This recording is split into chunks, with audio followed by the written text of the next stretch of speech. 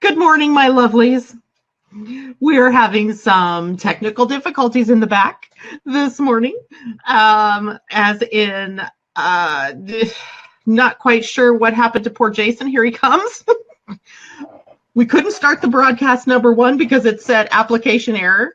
And then as soon as it did allow me to start the broadcast, then it disappeared Jason. It just like kicked him out. Goodbye, Jason. We don't want you. So I'm so glad that you came back in and it let you, because I had my phone on the handy if we were going to have to do it that way. You know, Janet, while I was doing this, it occurred to me that maybe there is a money-making scenario here for you. I want you to write fucking Apple. And I want you to write Samsung and all these other major providers. And I want you to introduce yourself as a world-famous astrologist, and that you will be letting them know when and when not to be sending out mother bleeping to, if it was like astrology friendly. You know, I think it would be such like a I think that's a great idea. I'm not so sure that it's going to work. But at any rate, Saturday. So the hemorrhoid of the celestial bodies. What? Huh? Mercury's retrograde is over on Saturday. And then all we'll have to contend with is the shadow while it goes back over the same degrees that it had been. And that's usually a little more gentle than the actual retrograde time.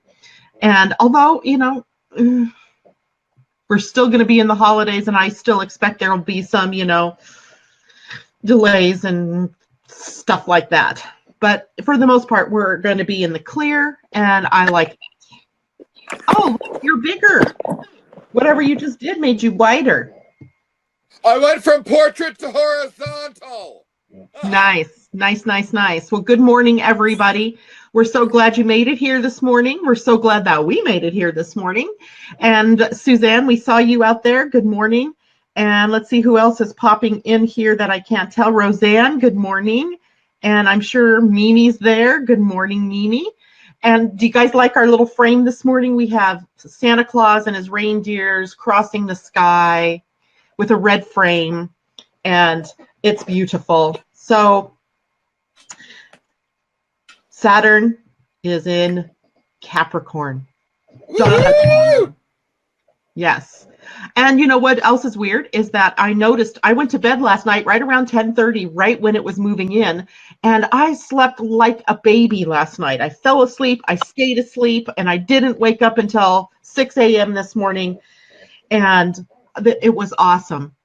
So to me, that spells awesome transit of Saturn in Capricorn for me. I'm going to like this. I want everybody to be aware tomorrow at the winter solstice, the sun is going to conjunct Saturn in Capricorn, both at 0 degrees. One more time? Yeah, I'm sorry, my tongue got walked on. Tomorrow, Saturn and the sun are going to conjunct one another at 0 degrees of Capricorn with the winter solstice. And I want everybody, if you can, tomorrow, kind of keep a running list of everything that's going on in your life, the good, the bad, and the ugly. Because the sun, when it conjuncts Saturn, anytime it conjuncts Saturn, starts a new relationship between our outer world expression and the structures and things that we've been building in our lives. And so if you can sort of take note of some of the things that are going on that day, you can get an idea of what direction to move in, or what direction anyway that the energy is pushing you in. So just take note, what things failed miserably tomorrow, what things were absolute successes, how did you feel about it? And just keep that kind of running. What ideas came up for you? What things did you what emotional energies were you feeling? Because the opposite sign of Capricorn is Cancer. And of course, that does bring in some of the emotional energy as well. So I think it would be a really good day just to take note, just quick notes. Just put a little notepad by your computer, by your phone, by your, wherever you work, and note what's going on in the day tomorrow, because it could have meaning for you as you go down in through 2018. Because the next time this will happen, who knows the next time this will happen, sometime next year, as in 2019. Huh. So there you have it. So this is me being the ever dutiful student, repeating back to the teacher to make sure that I have a grasp on what in the hell you just said. The sun will be conjuncting Saturn. And in this particular place where it's at, in this aspect, we're going to have to level up or come to terms with our internal ideology versus what we have been creating for ourselves. Is that what you said? I'm trying to make it so that's applicable. It's living astrology. Well, think about it like this. If you're going to go inspect a bridge, okay, and you would probably shine the biggest spotlight that you could in all the nooks and crannies in order to be able to see if there were any cracks or any weaknesses in the structure, correct? Right. So in your own life, the sun now is playing the role of the spotlight, and Saturn, its conjunction of Saturn, is acting like the ability for you to see the weaknesses, the strengths of the structures that you have in your life. So, for example, if you've been working on a project, and we all have been, I mean, in various ways, shapes, or forms, we've been working on things, and you want to see if it is going to have any kind of lasting ability to stay the course, or to be rising up to the challenges of the day. Then tomorrow, take note of that. Take note of what's working, what's not working. Take note of how you're feeling about what's working or not working, and be proactive in being able to look at what things might need to change as you move forward. Right? Okay. How can you shore up the bridge? Or does it need to be torn down and rebuilt? Right? Remember, I'm trying to apply this to several things in my life right now. That's why I'm being so specific with you. And he's such a good Capricorn. I mean, he is such a good Capricorn that, of course, he would want to see the pragmatic application for something like this. But, we're all in the process of building certain things. You might be I'm building an email list, or deconstructing it to reconstruct it. And a TV show. So I'm thinking about, because I haven't been putting a lot of energy towards it because I've had other things on my plate.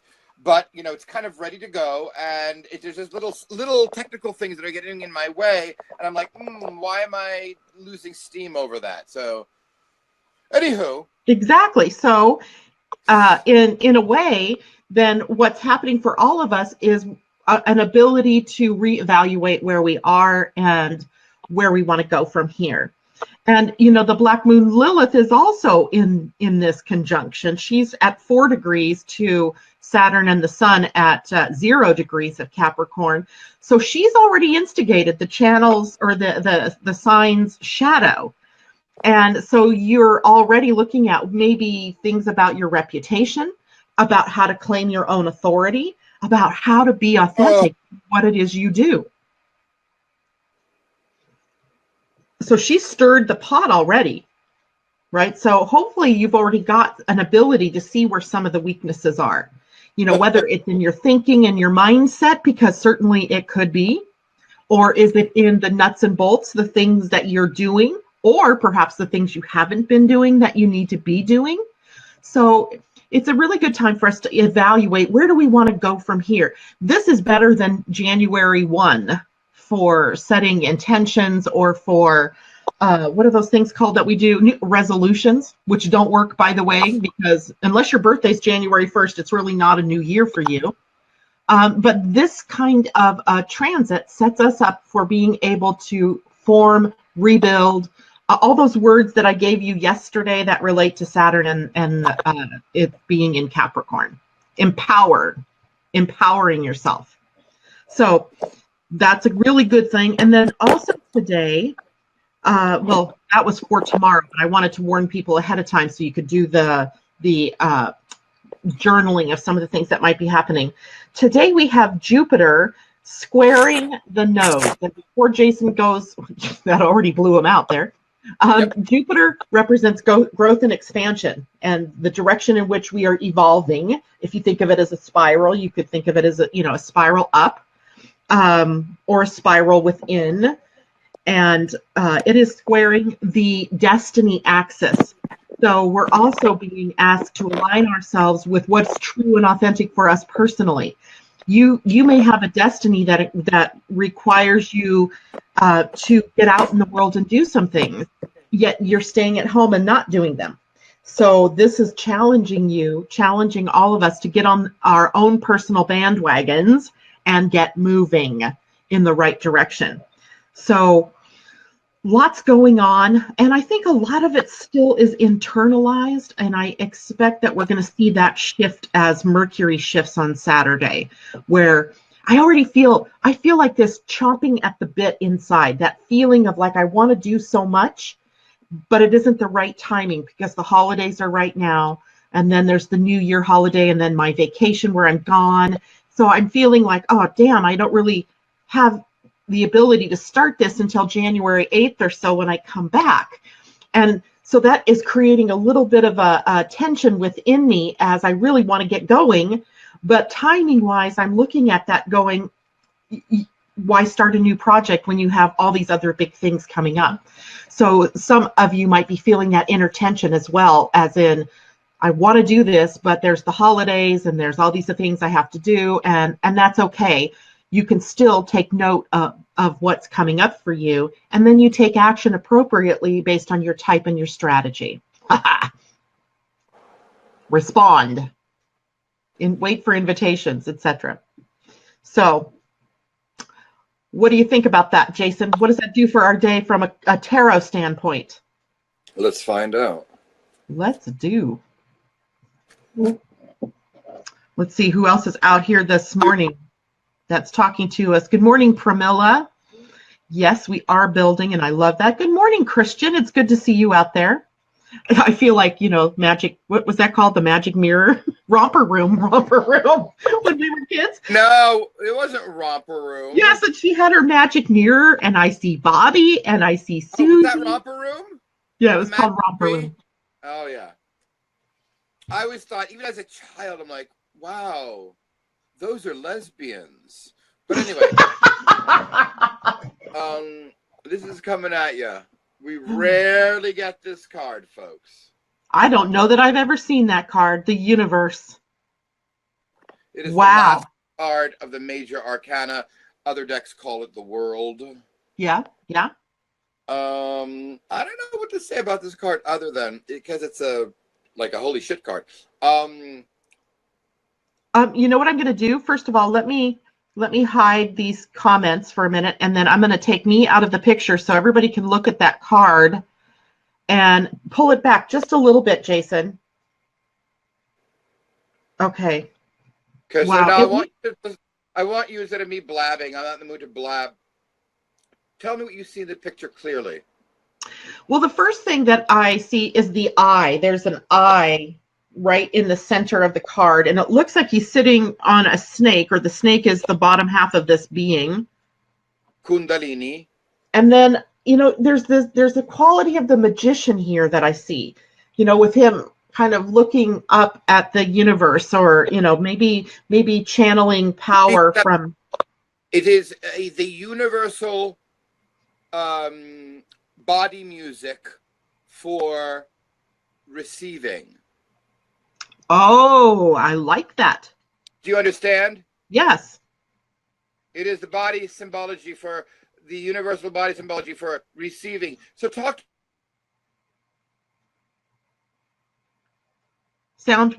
your sound went. Yeah, somebody interrupted me on the phone, gave me a call. Try if you can to tell me what you see in the corners, the four corners.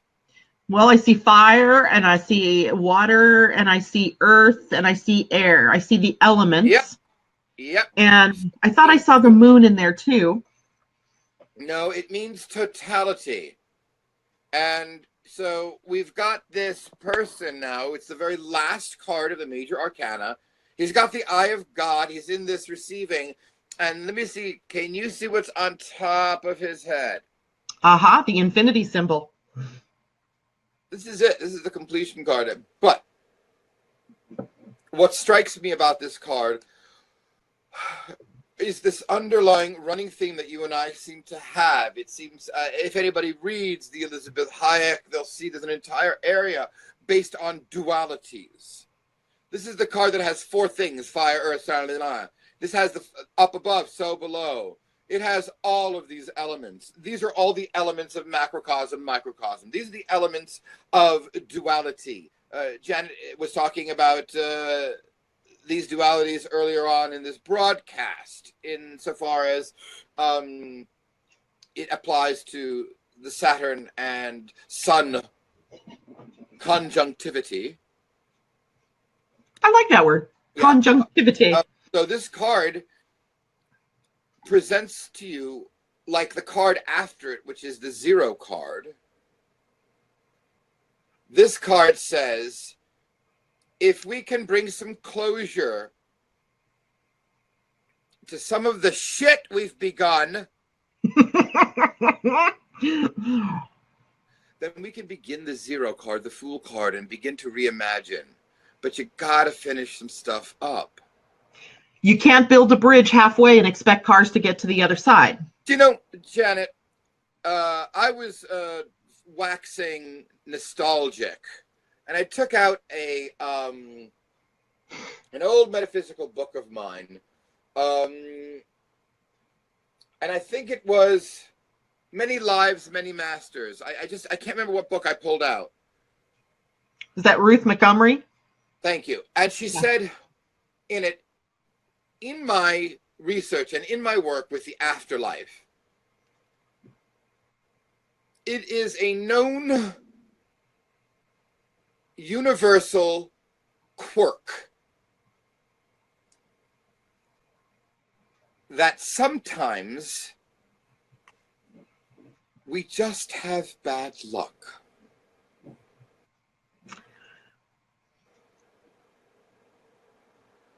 Is that something you said in that book? Yeah. And interestingly enough, that struck me. You know, it really did struck me, because a lot of times you'll hear the soul saying, it really wasn't my time. It was an accident. So we definitely have this path that we're on. But there are times when it gets interrupted. Now, I'm forgetting the thread of why I was discussing that with you. Because of the universal card, the universal nature of the card. There we go. Sun and Saturn building things only halfway and then letting off. You must finish them. And what's interesting is one of the other things that Michael Newton, PhD, writer of Journey of Souls, said,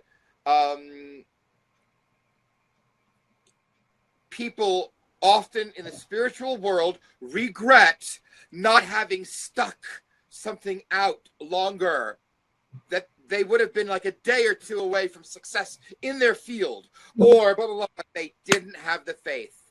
They jumped ship. They gave up. And the souls now are saying this from the other side. Like, oh, if I had only not, you know. That's where human design astrology really comes in helpful, because every type is designed to go through things in a certain way. If you're a generator, your Achilles heel is that you quit too soon, right? Your Achilles heel is you quit too soon. And if you do that, then you're constantly in this leaping into and out of things, and you never get what it is that you're here to do, which is mastering something that you're passionate about. It doesn't have to be mastering, things that you don't love, but whatever it is you're here to be passionate about. So, yes. And we have a viewer out there, Norma, who says, do either of you do personal readings? And the answer is yes, we do, Norma. Jason does awesome tarot card readings and has many selections on his website right now, which is true Kabbalistic reductions and the kind of stuff where people bullshit you about what stone you're supposed to be wearing. I can actually tell you the real stone you're supposed to be wearing for your specific date, and how many lives you've lived, what lifetime you're on. So yeah, and Janet's human design, Norma, start out with the human design. As much as I could use a booking, start out with the human design. But definitely, or at least get your human design chart. It's free, and it comes with a quick description of who you are meant to be. And get And your identifier card. exactly, go to my do that site. too. Janet is going to be flashing both sites. She's going to flash you. Both sites. You can get in touch. I'm more than happy to give you an identifier card reading. And if for all of you who don't know what that is, Major Arcana presents itself in such a way that they build spiritually on each other. And the card picked for you, I have found to always be an accurate indicator of how you're fucking up. No. An accurate indicator. Really, Jason? Thank God for you. Thus my reaction the day that he pulled an identifier card for me, and it was the Hangman, and I was like, okay. Oh yeah, great, that's nice. Hey, honey, those are powerful, important cards. Without those, we do not grow. I don't know anybody that's been like, yeah, I haven't been through like anything, but I'm so evolved. That you're never gonna hear that. Oh my God. Hopefully not. And if you do, run the other direction. Yeah, man. If I forget what that book is called, if you see a Buddha in the road, run. Or run him over. Something like that. My favorite kind of Buddhist book is after the ecstasy, the laundry. In other words, you can have all these ecstatic experiences and claim yourself all spiritual, but after all, there's still the laundry to do. There's still Thanksgiving with your family. That too.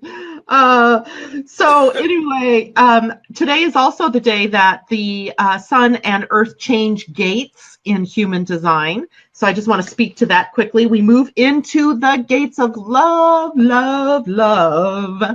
Every solstice and equinox, as the seasons change, we begin to enact the gates of love, and they all sit on the identity center, which is the seat of your soul.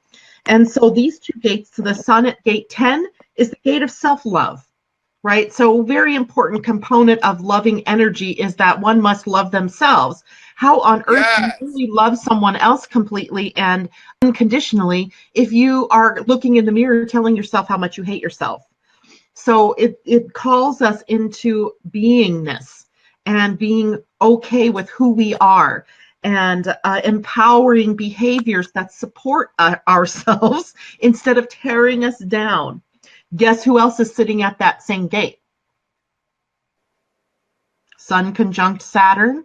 So Sun and Saturn must be sitting in the same gate, and yes, indeed they are. So Saturn taking us into lessons around loving ourselves and being empowered personally to live our lives authentically. The Earth is at the gate of the love of humanity. So we have self-love and the love embracing our fellow human beings on this journey. And this becomes a magnetic quality, right? When you are loving, it attracts more loving. So it is a really interesting combination of gates. On the negative side, they tend to be fairly extreme. There's the gate 10 on the negative side, very much about self-obsession. And on the negative side of gate 15, it's literally the gate of extremes, where you can display extreme behavior toward other people or even toward yourselves. So let's be all in the love. We have a week's worth of this. And guess where we go next? We go to joy next. It's a good week. I just think from here we have a really good week. That doesn't mean that weird things won't happen in the outer world, but the weather's fine in here. Is Jana Banana online with us? Jana Banana? Jana. She was. Not sure whose comment that is. Pramila, Jason, we love you. We love you too. I love you too. Suzanne says, I don't know what she says. She's a generator. Ooh, very good. So Jana, if you're there, say something. What do you want to say to Jana? I wanted to speak to her after the broadcast about perhaps coming on this evening for a little impromptu moment. I can give you her email address.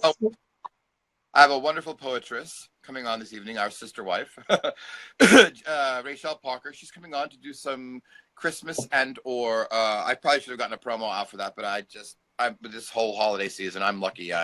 Anyway. So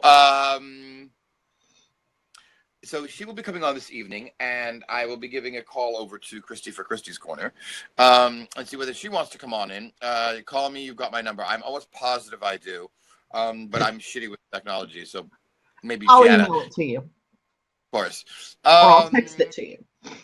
So I love the fact that the rest of this week is going to acquiesce into joy, and that'll be around Christmas, because it should be like that, I think.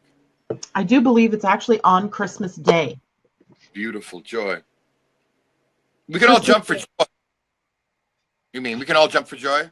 She gets a little tired. You know what we do on Christmas Day? We move into joy, but also stillness. So you see that motif that we get of Silent Night and the concept of joy of the season, and every picture is like snow-covered landscapes, which always evoke a sort of peace and stillness. So, I mean, we have some really beautiful energies back to back these 2 weeks that this week and all of next week as well. So love for everybody listening. I always feel like some of my knowledge of the arts and things get wasted. So I would love to share something with you all. If I had money, I would buy you all presents. However, this is the best gift. And I'll tell you, it's because you said a silent night, and it reminded me of Oh Holy Night. And I'll tell you why. I had a magic moment once. Now, at this point, I had already sung opera. I was already having a career. There really weren't many singers I had not heard of or not studied, but there was one or two voices that I just didn't get around to, so I wasn't as familiar with them. And I knew they were great, but like whatever, right? Caruso, and Baez, no. So there was a blizzard, and it was during Christmas time, and I'll never forget. I was with my boyfriend at the time, and he was in the driver's seat, and I was driving, and it was snowing down like crazy. And there was one classical station at the time. Now, as you know, classical stations and radio stations, they have a strict, play order that's already pre-done for them. They just have to introduce the piece, but, everyone, they're on a time thing, blah, blah, blah, blah. I put the radio on, and there's this woman singing, and the sound was so miraculous that I had said to myself, how could I have possibly overlooked this greatness? And she sang Oh Holy Night, which has a very big ringing high C at the end, which is usually the pew. When you're at the pews at the church, it's the Knuckle Grabber, where you're like, oh, is that poor bitch gonna make it? Okay. And it was so incredibly beautiful. I could not listen to her and drive. So we were going up the side of a cliff where you could see over all of Manhattan, and it's blizzarding, and I pull over, and we sat in silence as this woman sang Oh Holy Night. And at the end of it, we were speechless, and the radio broadcaster, she said, wasn't that lovely? And I'll probably get in trouble for this, but let's hear that again, shall we? Who was it that was singing it, Jason? Leonie Price. So I want to tell everyone out there who doesn't know this woman, there is a Christmas album. I mean, besides Barbra Streisand's Christmas album, which obviously goes down as the greatest of all Christmas albums, better than Bing, but that's besides the point. Yeah. Her name was Leonie Price, Leontye Price, Price. She was what they call a dramatic coloratura. She could sing high, she could sing low, she could sing fast with a lot of notes, she could sing. And in the original, by the way, it's one of her first albums, and it looks very 1950s, and you can see she's smiling, and she has a chipped tooth. She hadn't made enough money yet to do the dental thing. Yourself up. She was just coming on the scene. And she was a real American pride and a joy to the United States. As a matter of fact, when it came out that Herbert von Karajan had some dealings with the Nazis, Yeah. he was contracted to conduct the Verdi Requiem, which undoubtedly is one of the hardest pieces ever written. And there's a quartet of very important singers. Now, for a conductor to memorize an entire score, we're talking about hundreds of instruments playing at one time. For a conductor to memorize a full thing like that is unheard of. This man had a photographic memory, and Leontine didn't like his ass because he was a Nazi bastard who spoke out against blacks and blah blah blah. She happens to be black and very proud. And very beautiful. And by the way, she turned 90. I just was Googling her. Lives in the West Village. And she gets to this performance and she's off book, studied. So she meets this conductor and she his equal. And it's an incredible. When I tell you I've never heard Christmas, this album will make you believe in Christmas again. She also sang like Ave Maria, Vici Diarte, Summertime, La Traviata with the flat. I can't even Patria Mia. Well, Patria Mia. Can I tell you, she was what they call a dramatic coloratura. So she could sing all of Verdi, La Traviata, Il Trovatore. She was the first like Black Aida at the Met. I mean, really an incredible woman and an American. And a very, very pro-American. Beautiful. Saw her do, and this is why I love her. I saw her do a master class when I was studying opera up at Yale. And a master class, for all of you that don't know what that is basically a master teacher teaches a bunch of high-end students in front of an entire audience. So a student will perform an aria, and the master teacher will tweak it right there in front of an audience. And it's called a masterclass. A whole musical was written on it on Broadway. Were you a student or were you in the audience? I was in the audience. This was these students were people who already had careers that were just beginning. This was the grand. You understand? So we're talking about and to watch them tweak it. Well, this woman got up there to sing. This Asian woman got up there to sing, and she was one of those automatonic, not feeling singers, but an incredible technician. Leontine heard her sing for 5 measures, and this is in front of 2,000 people in this house. My dear, may I ask you, do you have a healthy sex life? Because without a healthy sex life, none of your music will make sense. This is the kind of, pedagogue she was.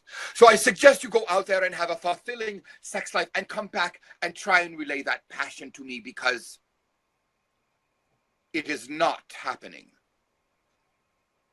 Interesting. Audience went, ballistic. So anyway, please, if anybody, stream it right now.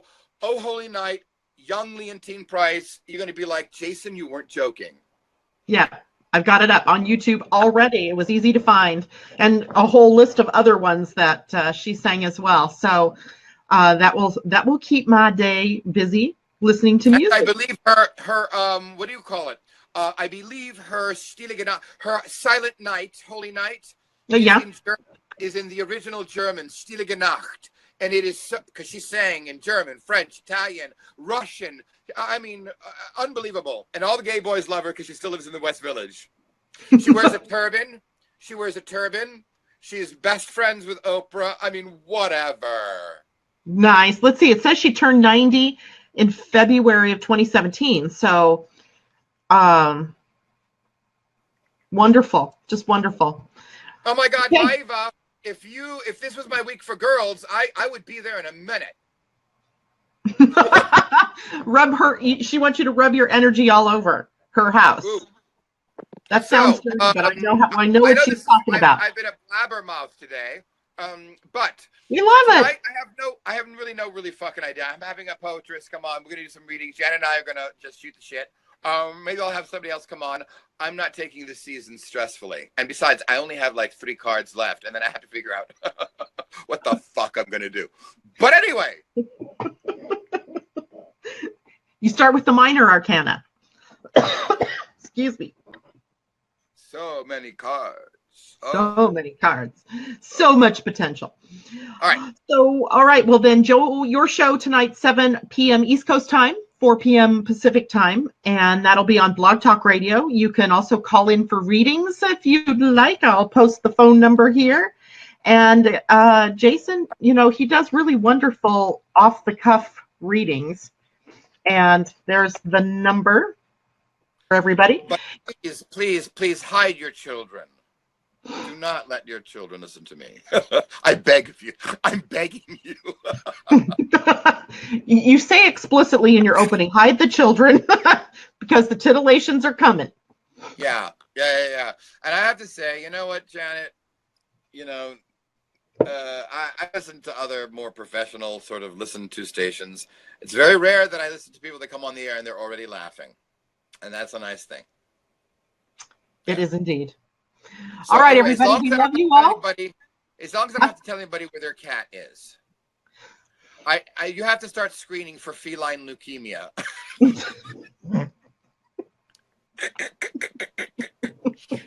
Oh, God. Where's my cat? I lost my pussy. I lost my pussy. Can you find my pussy? I can't find it. It's lost somewhere. Fuck. Anyway, listen, I love you, and we'll talk after the broadcast. All right. Love everybody. Take care. Have a great day. Remember, love and joy for yourself and others. Bye, everyone.